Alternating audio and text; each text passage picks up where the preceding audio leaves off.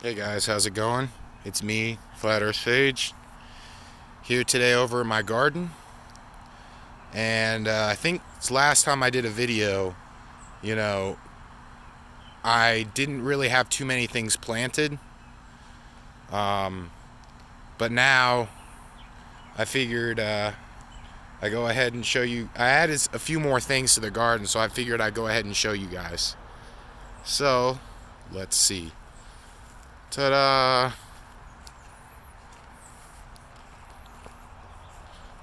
Alright, so here we have this right here is I think it, forgive me if I mispronounce the name of this, but the Bahut uh, Jalokia ghost pepper plant. And it's been growing inside under my grow light for a while. So it's only just now started to produce its flower buds. Um, but look what we got over here, guys. This right here is called the top hat blueberry, and this I like this blue. This is the first time I grew blueberries, and I really like this plant. I mean, just look at guys, look at all the clusters of berries. They're everywhere, all over this plant. And even if you go up underneath, where are they at? You see, like, there's a few more hiding under the foliage. There's just a ton of them. And I bought this from the nursery as is, from the pot, in the pot. All I did, guys, all I did is just sit it in my garden bed. And the reason why I did this is because blueberries are acidic loving plants. They love more acidic soil. My soil, however, is not quite that acidic. Hence the reason why I put these, just kept them in the container and stuck it in the garden bed. And as you can see, guys, that way I can grow alkaline loving plants and acid loving plants. And this, I'm just in love with this plant. It's such a beautiful plant. The foliage is good. You got a little bit of red tinge on the borders, slightly. But honestly, that's probably because of the freak weather we had a while back. And since I bought it from the nursery and put it here under full sun in my garden bed, I've been noticing a lot less red tinge on the leaves. So what that tells me right off the bat now is that because I added cypress wood chips on top of it.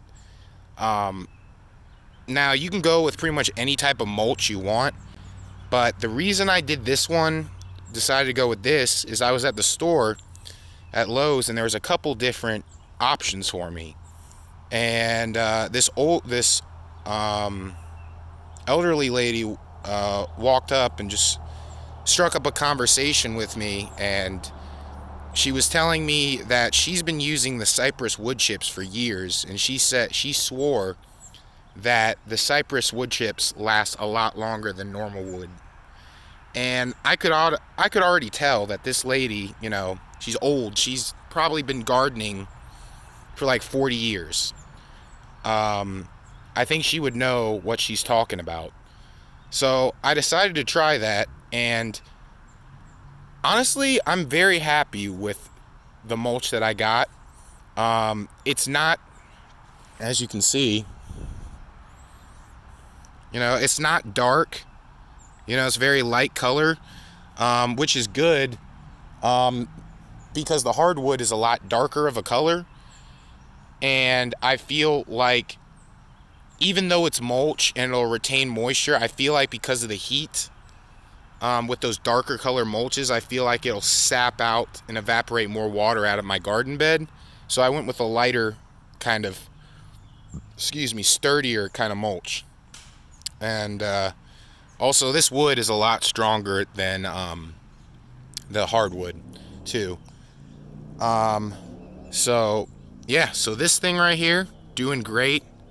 The berries are blushing right now, which is very, very awesome. I can't wait to try those because, to be honest, I've never tried blueberries picked straight from the garden. This is my first year, trying to grow them.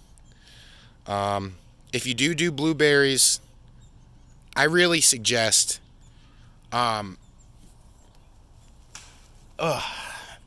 geez, had to wipe the sweat off my face.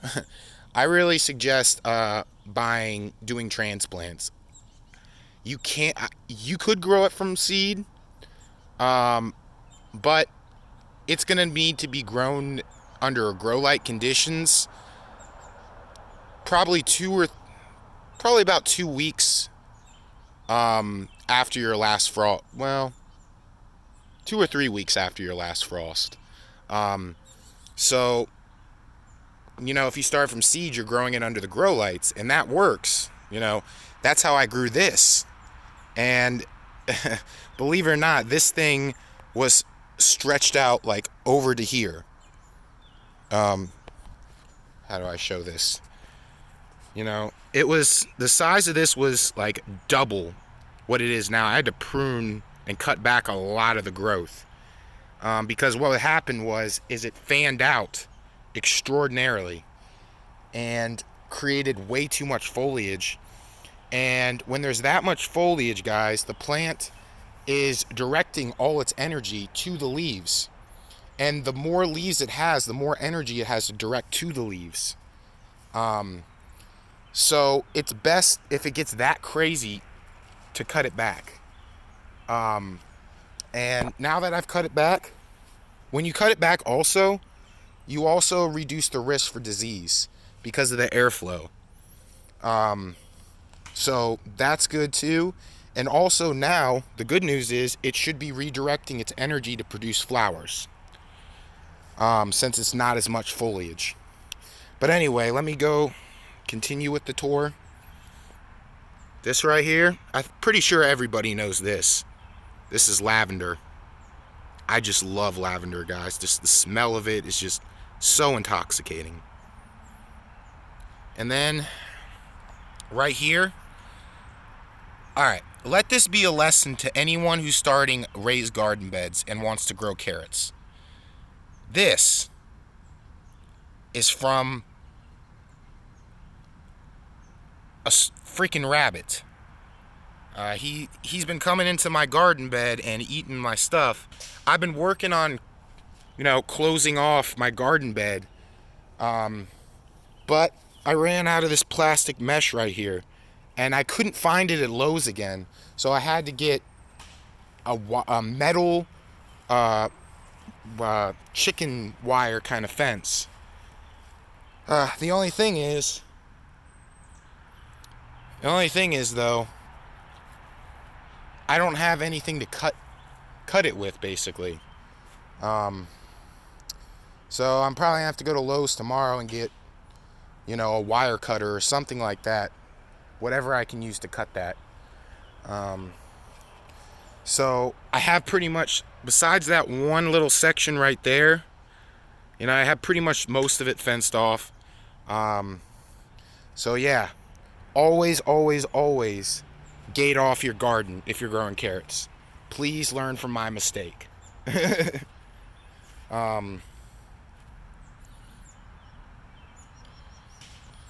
So right here, you have one of the most important plants that you could possibly grow for food security. And this is the green bean plant. And as you can see, it's producing a couple green beans. 1, 2, 3, 4, 5, 6, 7, 8. It's probably close to 10 green beans there. And we got another one growing over here. Doing fantastic.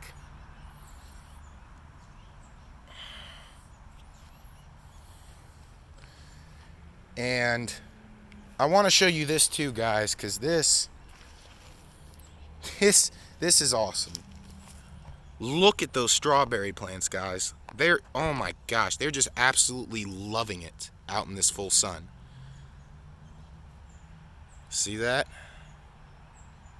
They're just, oh my goodness, are they loving it. And there's also, here's my third green bean plant right here.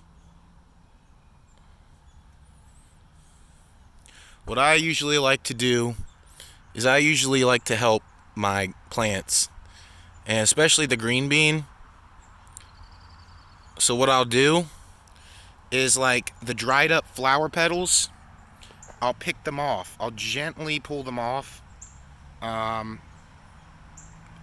Because I don't know if this is true, but in my own personal experience, pulling off those flower petals will help it ripen, grow its fruit much faster and much more efficiently. But flowers like this, obviously you want to leave. They have to be dried off, like that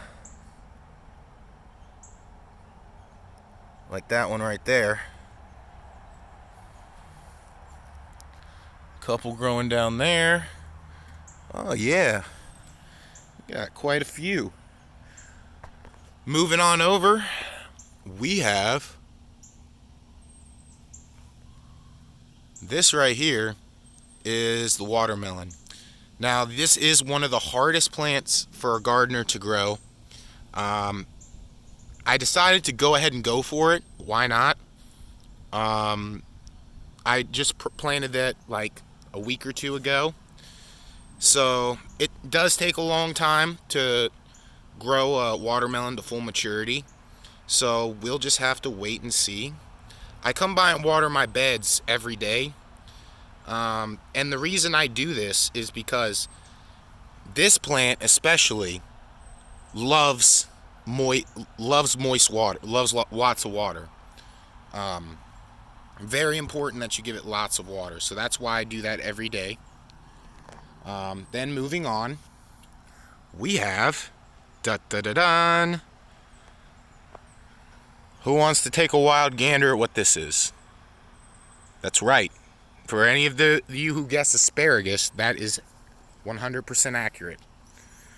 My asparagus plant has started going to seed. I basically let it grow to seed. And asparagus is one of the plants that will surprisingly, it'll keep sending up rhizomes.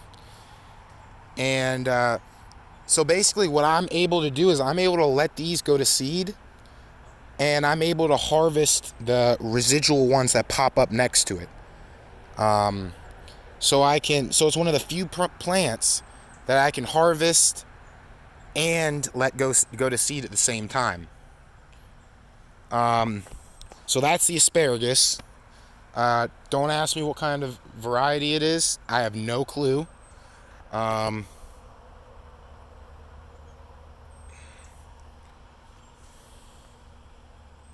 So we're letting that go to seed. So that's cool. Then next, we're going down. All that stuff right there, that's Swiss chard. And the reason I grew it now, I know some people are saying, Matt, what are you doing growing Swiss chard right now? It's way too hot for the Swiss chard. Well, believe it or not, this is a cold hardy, or not a cold hardy, sorry, warm hardy variety of Swiss chard. It's called the Technicolor Swiss chard, and I'm not even kidding. That is its actual name. So really interested in that. We got a couple more plants right here. This is probably one of the most important medicinal herbs that you could put in your garden. Right here. This is yarrow.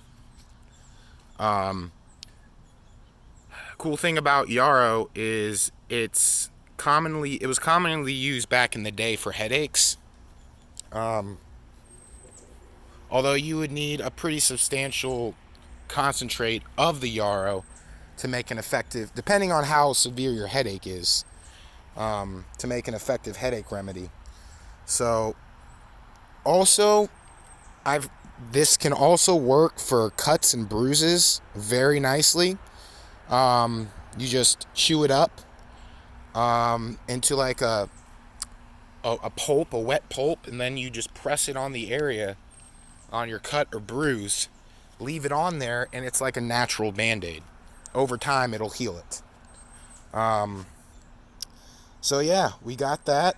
One of my favorite medicinal herbs. So that's that. And oh, the variety of carrot.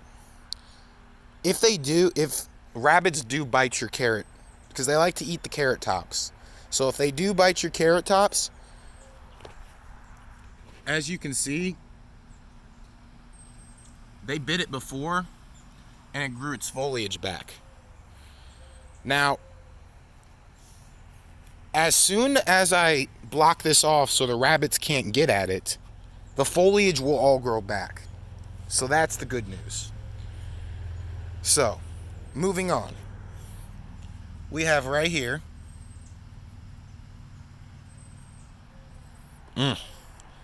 That right there, guys, is peppermint.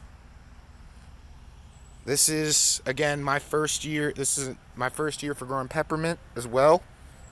I did grow spearmint before, but I find that the peppermint, it has a much more pleasant kind of flavor and aroma to it.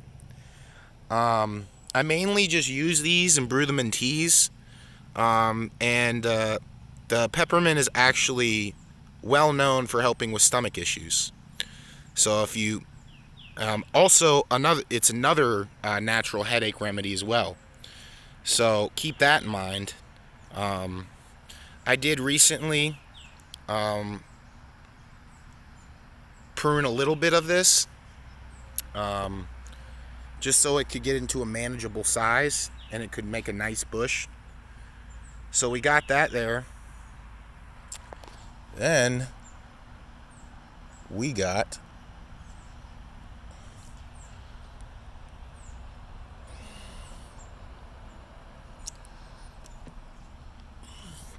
another plant here. This is the Thai basil. For those of you who don't know, I love growing all kinds of varieties of basil. My first one that I grew was the purple basil, and I just never stopped growing them. So that's good. It's kind of got like a curry kind of smell to it, which I like a lot. I think that's a really fascinating smell. And I don't think I touched on this one. This one right here. This one's green okra. Heirloom Clemson Spineless. And I can't wait for this thing to grow. Man, they got thick leaves. But yeah, I'm a fan of okra, so that's why I decided to grow that one. And then last, but certainly not least, we have the cucumbers. Now, I know what you're all thinking. I should have probably either planted that closer or tied this up to the post. But the way I picture it, cucks are very smart plants. They are very familiar with their environment around them. These things can grow tendrils as long as they need to grasp whatever's closest. So we got that. And this one right here is probably gonna latch on very soon. They did have a rough start. For those of you who saw my first video, it looked like they were all gonna die, but as soon as the weather warmed up, they bounced right back. And right now they're loving it. So, yeah, that's basically the status of my garden right now. For any of you thinking about growing a garden, there's still time. And all I gotta say is it's just so rewarding to be able to grow food, your own fruits and veggies, and be able to sit there and enjoy it and say, wow, I grew that. And I don't know, I just think it's awesome. Um, so yeah, go ahead and grow a garden. There's still time. Um, hopefully you guys like this video. Hopefully maybe you learned a little something. Um, I hope everyone's doing well in the crazy times we're in right now. I love all you guys. Peace.